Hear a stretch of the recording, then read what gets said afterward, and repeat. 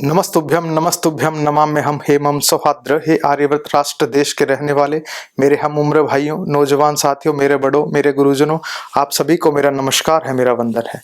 स्वागत करता हूं पुनः नाड़ी वैद्य कायाकल्प के इस प्रोग्राम में आप सभी का।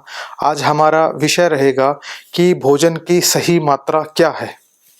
भोजन कर लेने के पश्चात यदि आपके पेट पर, उदर पर किसी प्रकार का पीड़ा या दबाव आपको महसूस होता है, यदि आपके पार्श्व प्रदेश में, आपके वक्ष प्रदेश में आपको किसी प्रकार का सांस लेने या छोड़ने में कोई दर्द हो रहा है, या आपके हृदय पर किसी प्रकार की जकड़ाहट या किसी शूल की उत्पत्ति, दर्द की उत्पत्ति यदि आपको होती है भोजन कर लेने के पश्चात, तो वह भोजन की अति मात्रा कहलाता है।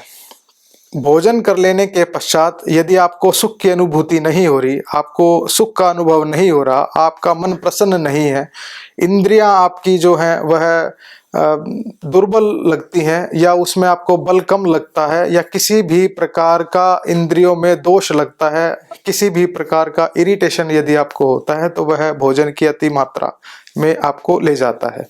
और इसके विपरीत गुण, इंद्रियां प्रसन्न हो जाएं, खाने के बाद सुख की अनुभूति हो और आपको खाने के बाद ऐसा लगे कि आप में जान आ रही है, बल बढ़ रहा है, तो वह भोजन की उचित मात्रा कहलाता है। हमारे आचार्य चरक अपने शास्त्र में वर्णित करते हैं कि भोजन को यदि आपने करना है तो आप किस प्रकार से सही मात्रा में कर सकते हैं। उन्होंने कहा है कि कुक्षी को, पेट को, उदर को आप 3 हिस्सों में विभाजित कर दीजिए। उन्होंने श्लोका में इसको परिभाषित करने का कार्य किया है।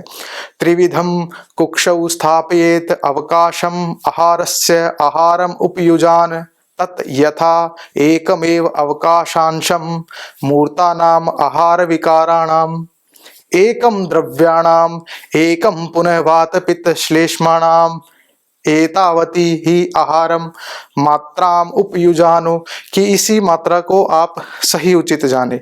फिर बोलते हैं नामात्रम आहारजम किंचित अशुभम प्राप्नोति, कि यदि इस प्रकार की मात्रा का आप सेवन करते हैं, और वो मात्रा भी बताते हैं कि एक हिस्सा, कुक्षी को 3 हिस्सों में यदि आप विभाजित कर देते हैं, तो एक हिस्से को आप ठोस पदार्थ से भर लीजिए, दूसरे हिस्से को आप द्रव्य पदार्थ से, लिक्विड से भर लीजिए, और तीसरे हिस्से को आप वात, पित्त और कफ के लिए खाली छोड़ दीजिए।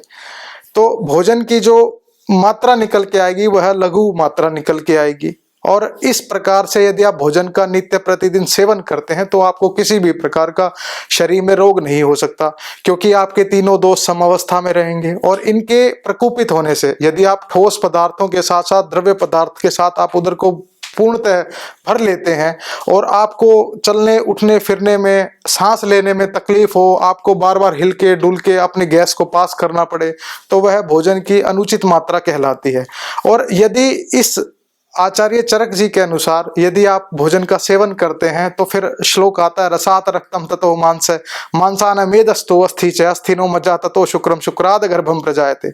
यदि भोजन की उचित मात्रा ली जाएगी तो रस बनेगा। सलाइवा जितना भोजन के साथ मिलके अमाशय तक जाएगा तो वह रस धातु का निर्माण करेगा। रस से रक्त बनेगा, आपकी नसें फूलती चलेंगी, खून की पूर्ति होती चलेगी, एचबी बढ़ जाएगा।